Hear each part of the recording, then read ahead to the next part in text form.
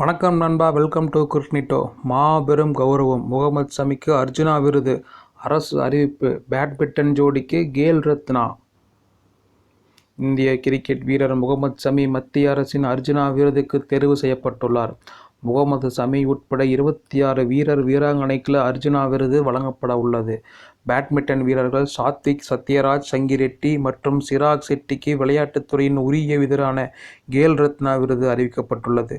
ஜனவரி 9 ராஷ்டிரபதி பவனில் ஜனாதிபதி திரௌபதி முர்மு அவர்களால் விளையாட்டு வீரர்களுக்கான விருதுகள் வழங்கப்படுகின்றன.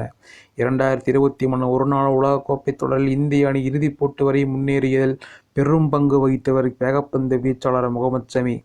33 வயதான அவர் 2023 உலகக்கோப்பை தொடரில் 7 போட்டிகளில் மட்டுமே பங்கேற்று 24 விக்கெட்டுகளை வீழ்த்தினார். அந்த தொடரில் அதிக விக்கெட் வீழ்த்திய பந்து வீச்சாளராக இருந்தார் ஷமி. இத்தனைக்கும் மற்ற பந்து வீச்சாளர்கள் அவரை விட அதிக போட்டிகளில் ஆடியிருந்தார்கள்.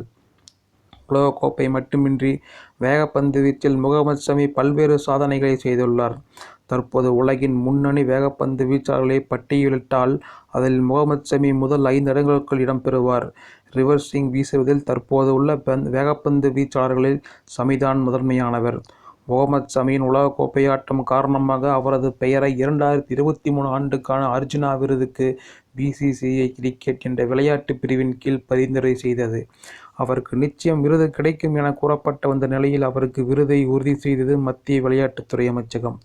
அடுத்த ஆண்டு ஜனவரி மாதம் 9 அன்று ராஷ்டிரபதி பவனில் ஜனாதிபதி திரௌபதி முர்மு அவர்களிடம் முகமது ஷமி அர்ஜுனா விருதை பெறுவார். இந்த வீடியோ பிடிச்சிருந்தால் லைக் பண்ணுங்கள், கமெண்ட் பண்ணுங்கள், ஷேர் பண்ணுங்கள், மறக்காமல் சப்ஸ்கிரைப் பண்ணுங்கள். நன்றி, வணக்கம்.